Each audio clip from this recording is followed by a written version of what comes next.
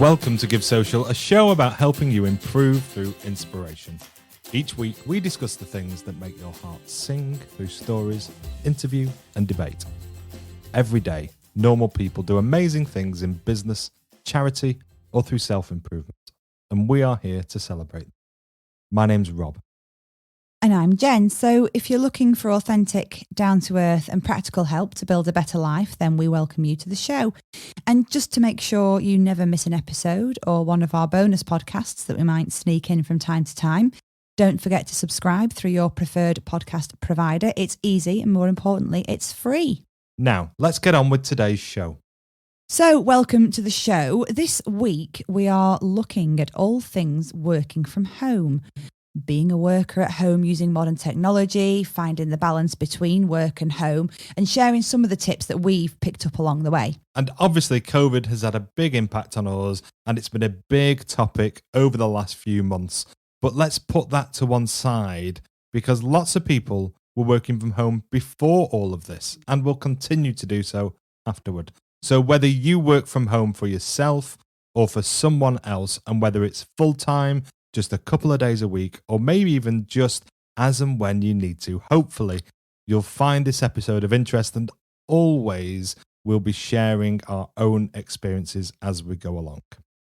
We did cover working from home briefly during our COVID episode, but we wanted to look at it in a bit more depth, as it's something that we have become very experienced in.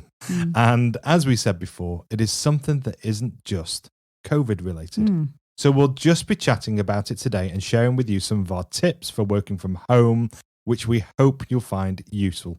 Yes, so we'll dive straight into the tips, and we've split these out into 5 main topics, which are setting a routine, creating the right space, technology, productivity, and probably the most important one, looking after yourself. Yes. And these are all sort of just topics that we've found have helped us. And so these have been the 5 main areas of focus really, that we thought we could talk about and might be helpful for people. So the first one is setting a routine. So setting a routine, getting up, dressed and ready for the day like you would if you were going to work, sounds really simple. It is not something that I have been great at. No. My day is backwards. Okay, yeah. So normally I would get up in the morning, I'd get in the shower, I'd get washed and put my aftershave on, put my clean clothes on and go out for the day. And then I'd get home in the evening all smelly from the day. Oh, nice.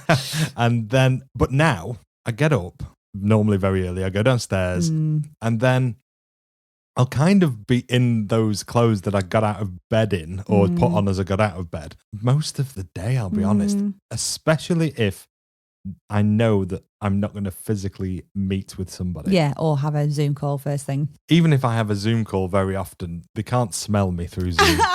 So I'm not going to be jumping in the shower. Now, what I'm trying to do is turn that on its head now and go back to what I did before because we're in this for the long run. That's the thing. Maybe that was fine at first, but it is just if this is now going to be a long-term thing. I do have to say, though, going back to turning it on its head, I would have my shower at 7 p.m. You would have a shower. Yes. Yeah, you're not saying you go all day without one. Yes, I would have my shower at 7 p.m., put my aftershave and then my clean night gear on.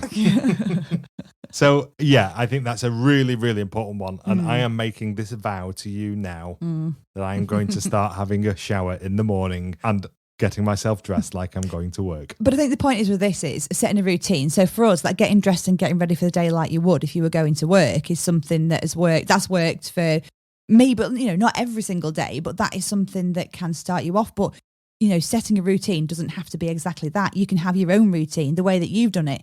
That could be your routine. That could be a new routine. Now, the only time that I do have my shower in the morning is if I go out to exercise. Yeah. Exercising before work is really good. I love it. Yeah.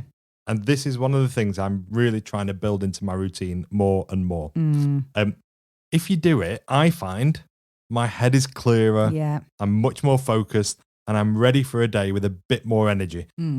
I am not talking about going out and doing 15 kilometers or cycling the Tour de France before you start work. Literally just getting out, walking, jogging, sauntering, whatever it is that you do, get out there at least half an hour and do something that wakes you up and invigorates you. Yeah.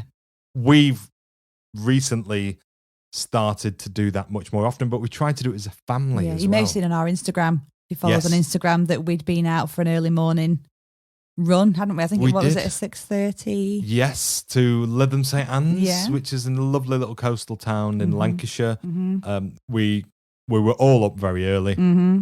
So rather than waste the opportunity, we went out and we jogged for 5 kilometres. We took Billy to McDonald's on the way home. Yeah, he was on his bike. We didn't make him run 5K. And we were very good. We didn't have a McDonald's breakfast. We didn't? We'd had a cup of coffee. Yeah. But we came back home. We were home by 8 o'clock, 8:30, Yeah, and we yeah. started the day right. Mm. Lovely. Yeah.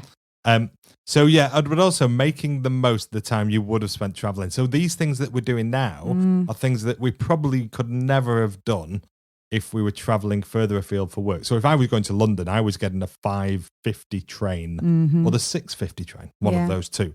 And then I wouldn't be home till 8, 9 o'clock at night. Yeah. Now we've not got that. So if you can get up for a train, you can get up to do something more productive as well. And Yeah. that's really, really important. So, and it doesn't matter what that thing is as well. I did get up and meditate the other morning You did? and it was lovely. Yeah. Really, really nice. I really enjoyed it. I just sat down on the couch before anybody else was up, stuck my headphones in and got central with my chi. Oh, okay. It was lovely. Very good. But you might decide that you want to just listen to a podcast or Yeah. whatever you would have done normally when you were traveling. You can do that anyway. Yeah, exactly. I think that's the thing. It's that it's picking those routines that just keep you in that momentum and Yes. keep you active and keep you motivated, and whatever that may be. You know, different things work for different people. They do. But it's just setting that routine that works for you. And those are just some of the things that have, worked for us one way or another. So the next thing is creating the right space. So it'd be all too easy. And we've all done it, just sticking your computer on a kitchen table or on your knee on the couch or whatever. But actually, it's really important to get that space set up and actually create some boundaries so that, it can be really hard to focus when you're working from home. And so creating that space and creating a place that you can go to and say, while I'm in that room, you can't disturb me.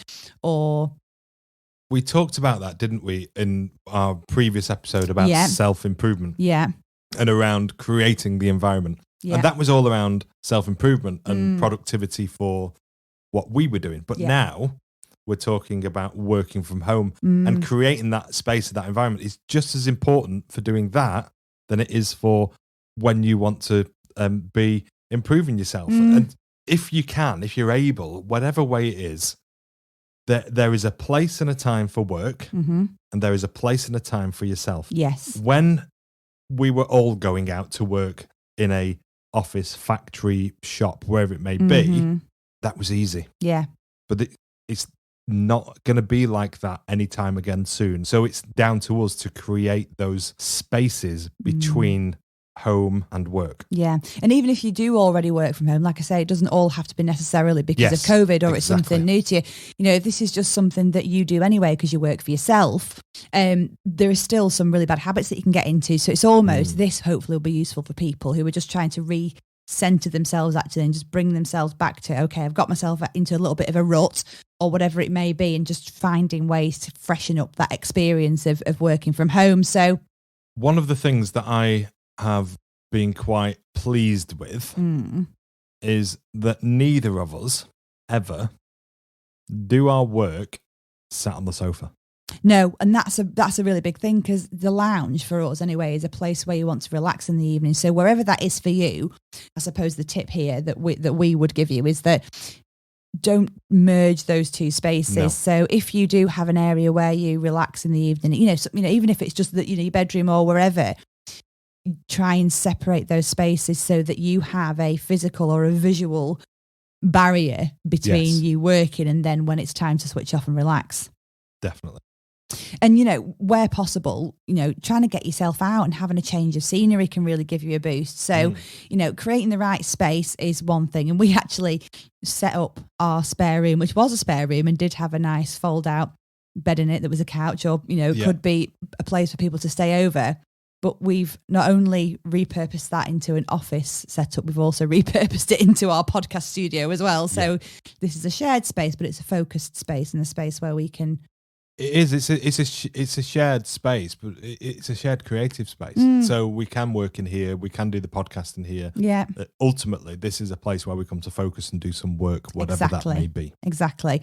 But you do need a change of scenery sometimes. So getting yourself out, having a change of scenery. Now we can be going out to coffee shops and things, you know, obviously in a socially distanced way, but you can go out and you can have that change of scenery just to give you a little bit of a boost. And making it fun as well is another thing. So in terms of having the space, we often play sort of top trumps with who has the most senior person on a call, gets the office, gets the, or, you know, and the other person has to be elsewhere. So that's always been a little bit of a space wars. Space Wars. The top jumps is a good one because you get to learn a little bit more about your partner's day because you get to know who they're meeting and you're not just in separate areas. So yeah, that's a really good one. But also that whole thing around mixing, actually having fun and mixing up your environment can be the same thing. Yeah.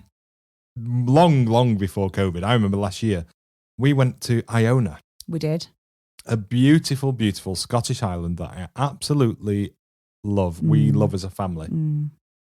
I worked from there. You did? We had internet. We had a little cottage. It's a tiny island. But it was an opportunity where, because I'm working agile and I had no meetings in that week and I had a big piece of work to do, we were able to go and sit in that cottage as a family. You got to go out and time with Billy while I sat and did my work, and then in the evening we got to enjoy the experiences of being on this island. Yes, we are so lucky that we were able to do that. But if you have the opportunity and you are allowed to, which I think now more people are much more flexible, is use that time productively and more fun to do things with your family that allows you to be more productive at the same time. Yeah, we'll come on to productivity as well in a bit. So the next one is technology. Now, I think the first thing I would say here before anything else is sort out your technology. Simple as that. Okay, so being a worker from home using modern technology can be a challenge in itself, but it's totally unavoidable. You've got to do it. Totally unavoidable. Yeah. Okay, so there are simple things that people can do. One of the first ones is get a broadband router so your Wi-Fi strength is good all over the house. Yeah. Especially if you are in a relationship or you've got a family where there's lots of people in that house using the internet. Yeah. We've had to get things like a booster. Some very nice companies will pay for you to have a booster in your house so that you can work productively. We know someone who got one of those recently sent from work because I had to go and install it because I didn't know. But also, just making the most of that time that you have it's a good investment. It really is a good investment to make sure that you have enough Wi-Fi and broadband around your house. Yeah. If you have laptops or computers or phones that you've been given by work, they may not always work as well as you wish they would.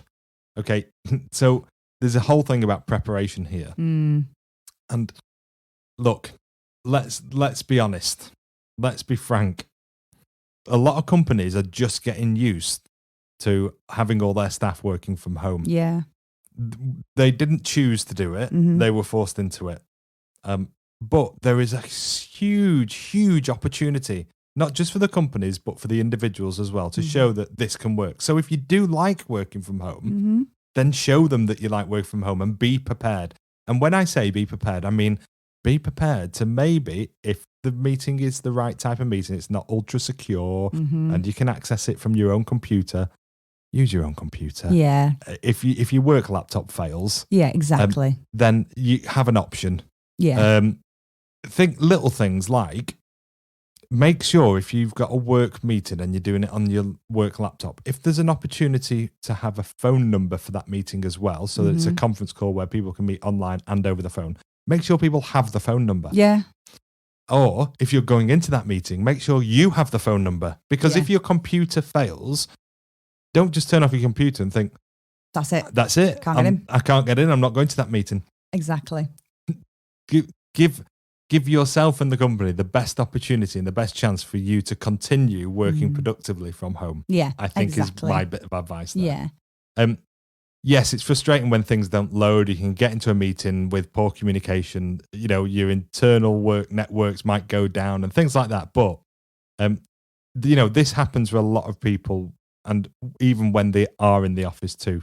So this is not a problem that's exclusive for those working from home. We just have to be a little bit more understanding and flexible.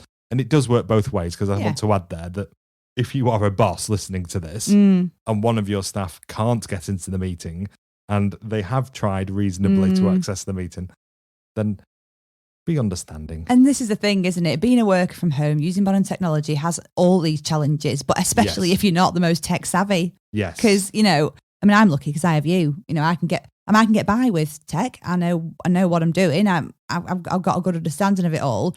But you are just on another level. So a lot of this happens for me without me even knowing it. Like the router thing, that was just a thing that appeared one day and meant I could take my laptop outside and work in the garden, which was fantastic when the weather was nice. It's rained ever since, I think. But, you know, at that point, and I think it's about building that, isn't it? And understanding that actually not everybody is as tech savvy, like you say, our friends who got given the router from work, but then didn't know how to install it, or, you know, so it's just about the balance, isn't it, between... I think that will change in the next few months going ahead, though. I think people are becoming much more tech savvy.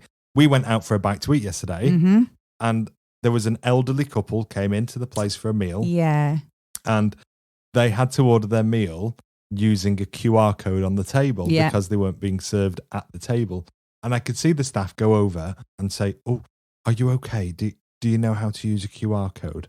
And I looked at this lady who looked at them and said, "Yes, I know how to use a QR code. Yes, I've got a smartphone. I've got a smartphone." I thought, good on you.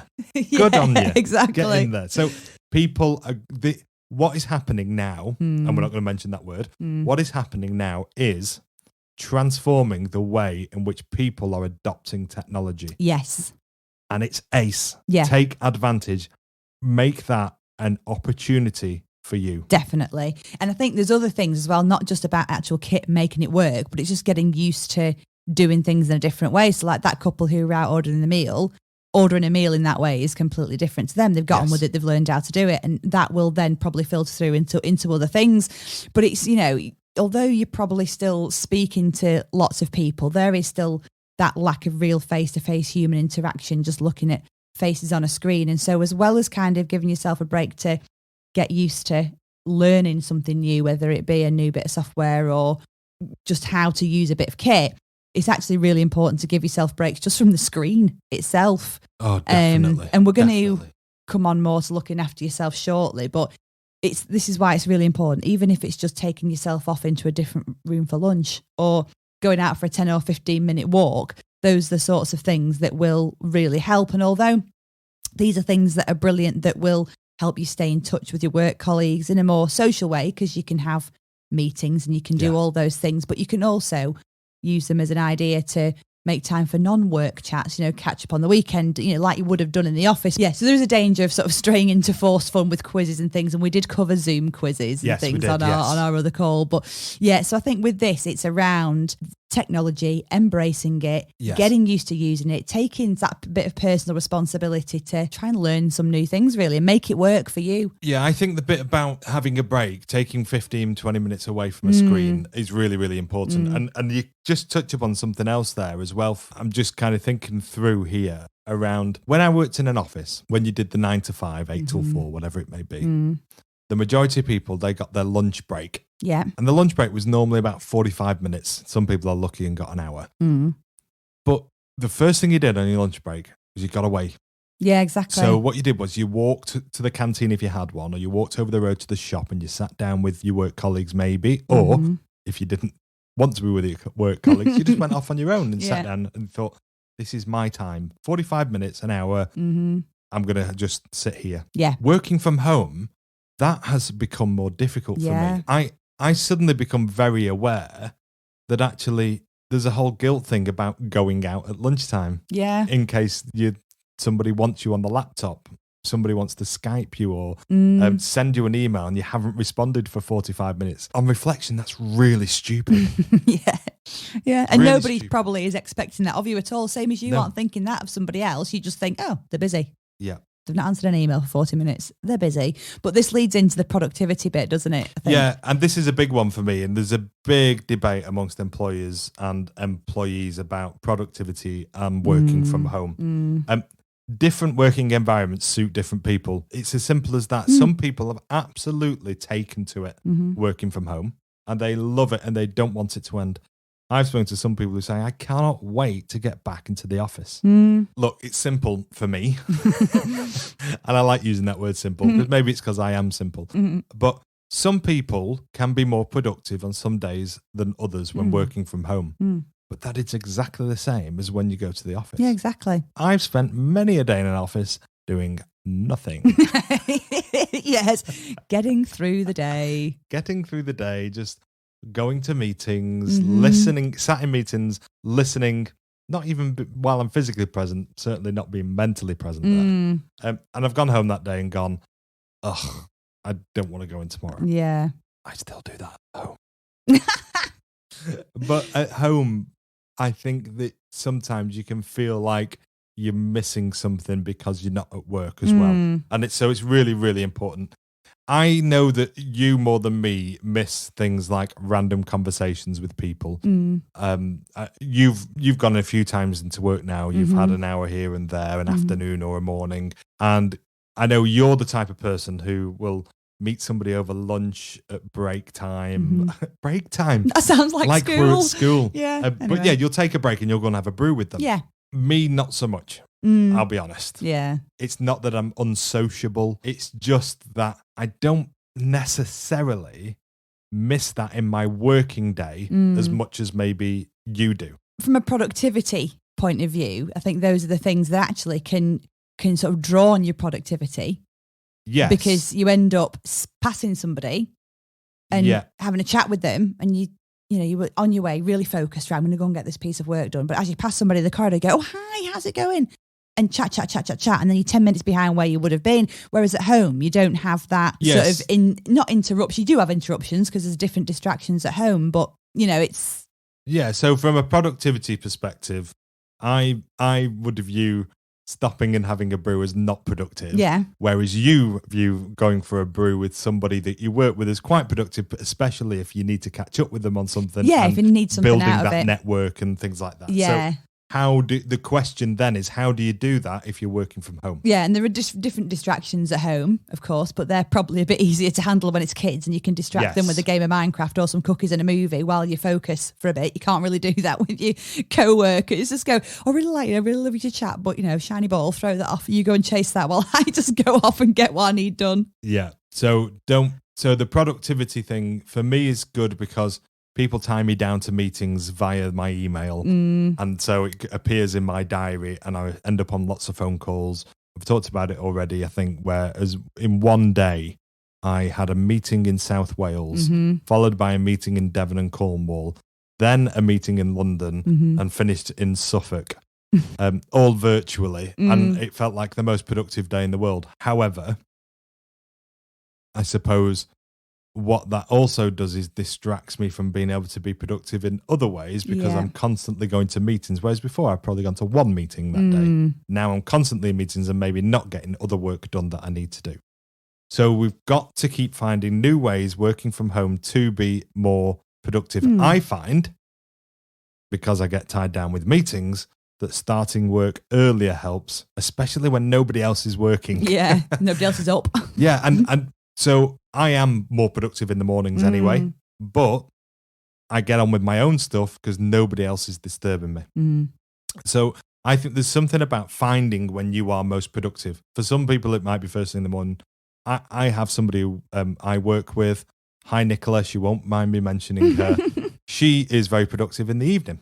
So we have that freedom within the workplace that actually she says, I like doing this piece of work in the evening. Also, she has a child that she wants to and has to look after. So we have that flexibility to be able to say, if you want to do your work in the evening, that's absolutely fine. And so I think there is that thing across all businesses now where people are finding different times of the day to be productive that is not necessarily part of that normal 9 to 5. Your productivity levels will go up and down throughout the day. So it's just about making the most of those times when they're at the highest. And sometimes you don't know what they are till you wake up. So different on different days. Yeah, and as long as you're not missing important meetings, if you're getting the work done, just do it when you can. Yeah. And do not take this advice from me if you have a boss who's completely opposite to the advice I'm giving to you. I think I'm just talking more generally if you have the opportunity to be able to do that. And that's the point. These are all just tips and things that have worked for us or things that we've been able to adopt. And things are different for different people, and you'll find ways of adapting these things to suit you. But finally, and the one that we talked about in the list of things before is looking after yourself. And that leads in quite nicely from where we've just left off, really, because it's about being kind to yourself. You know, no matter what your circumstances are, you know, there's all sorts of reasons why people might be finding working from home tricky. There might be some people who, like you say, are absolutely loving it and don't really want to go back to what they were doing before. But you just, whatever it is, you just have to avoid putting that extra or unnecessary pressure on yourself. So like you've just said, you know, keeping yourself to regular work hours, whether that's your 9 to 5 because that's what your boss expects of you or that's when you need to be contactable, or if you have to split those hours up across the day, you know, do that, make it fit, make it work for you. Yes. But the tip here is to be really mindful of keeping your work time and your personal time separate.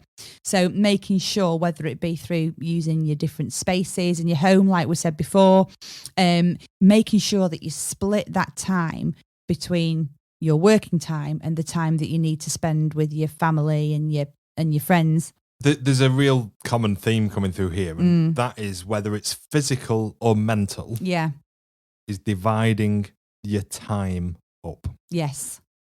So from a physical perspective, we've talked already about this, having the room if you've got the room, or the space if you have the space. And now we're talking about mentally having the space or the time or the room to go into and be with yourself. Yeah. And that is really, really important. And I'm sure when we recap at the end, we'll make sure we're really clear, and we'll encourage people to make that list of these things that we talk about. Listen, we're not experts in this stuff. No.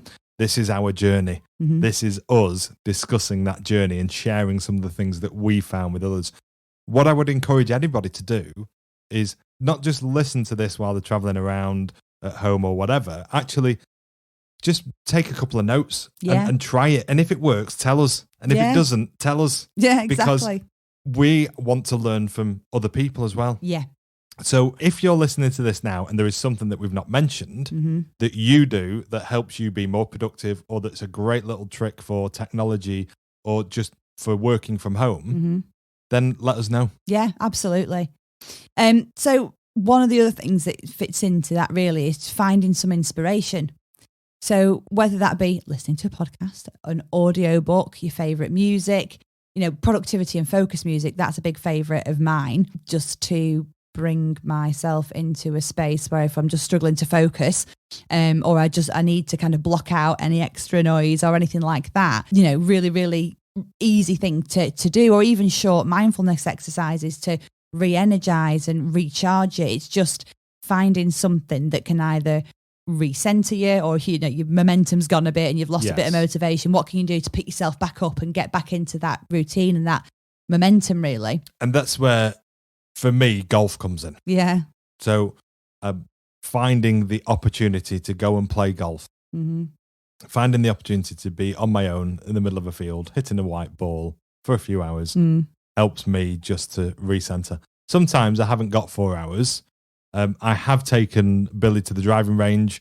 That takes half an hour to do that, which is great. But like the other morning when I got up and did my meditation first thing, that took 10 minutes. Yeah. And it was just a way to center myself and go, okay, I'm ready for the day now. Yeah. Let's crack on. Yeah. And the other tip really is trying to eat well, because that can go out the window really, really quickly. Easy for you to say. Well, you can go one way or the other when you're working from home, and I've definitely swung between the two. Yeah. You're at home, so you can be in for the shopping being delivered. You've got access you need to everything you need at home to make healthy meals, and sometimes you get into a really good rhythm.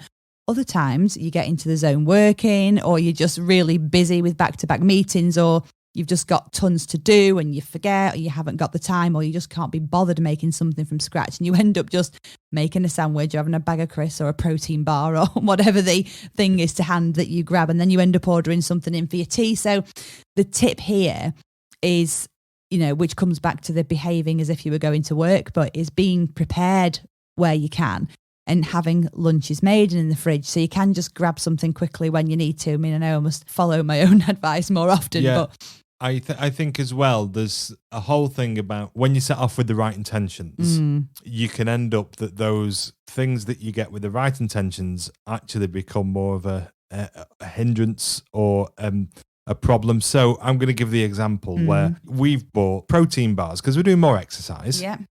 We have protein bars. Now, the way they are supposed to be eaten is that after you've done some exercise or you're out on a long bit of exercise and you need something to pick you up, you will have your protein bar. Yeah. Now, we will very often replace our breakfast and or lunch by just grabbing a protein bar. Yeah. That is not how protein bars are supposed to be consumed. No. And yes, it does make us feel full, but it's not the right thing to do. We're both aware of it, and we're trying to do something about preparing. Back to this thing about preparing for the day ahead at work. Yeah. I would never go into work with no money and no lunch and just a protein bar. No, on purpose. On purpose. No. So why am I doing it at home when my fridge is full? And you've got the full suite of materials available to you to have a healthy dinner.